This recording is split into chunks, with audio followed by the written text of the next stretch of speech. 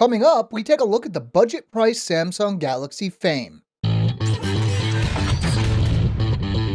Hey everyone, I am Kris. Now when you think of Samsung phones, you probably think of its flagships like the Galaxy S4. But what about its more budget-oriented options? How little is too little when it comes to specs? Well, let's take a look and see what we've got here.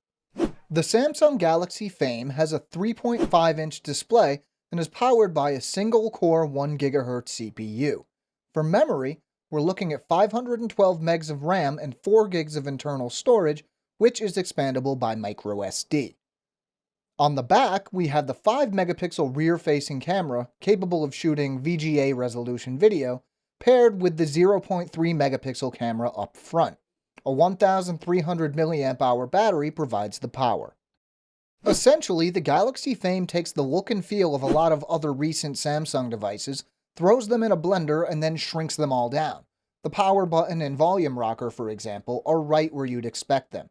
It is a little curvier than, say, the S4, and while it's not that thick, it feels thicker and heavier than other Samsung phones because of its smaller general size. For some, it might be a little too small, but for those with smaller hands, it could be a nice change of pace.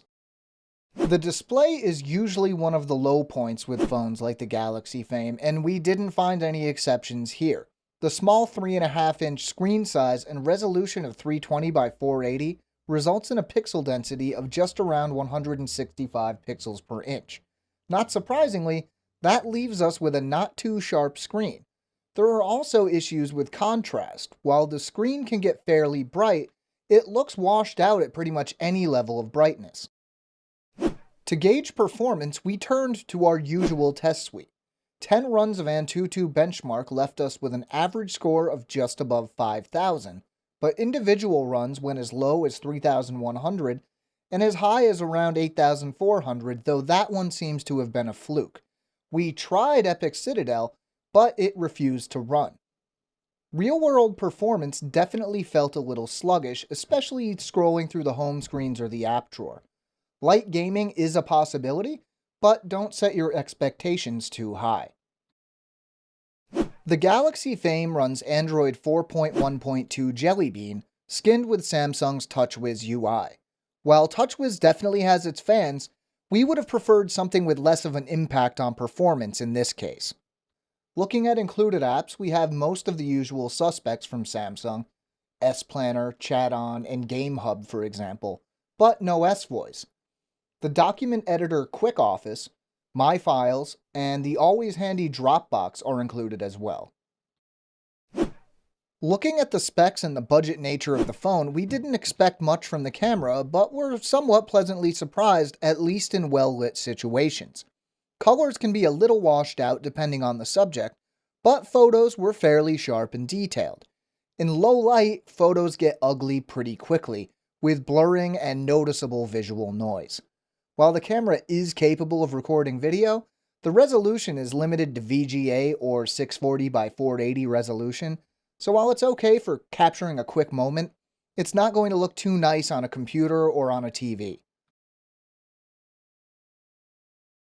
Packing a 1,300 mAh battery might seem a little crazy, but keep in mind that it doesn't really have to power a whole lot. During benchmarking and testing, our review unit was down to around 50% in about 5 hours, but that was pretty heavy use. Getting through a full 18-hour day shouldn't be a problem, but if it is, the battery is replaceable, so you can always carry a spare or get an extended battery. Ignoring the budget price, the Galaxy Fame has two major things going for it. Its Samsung-y style and its smaller size.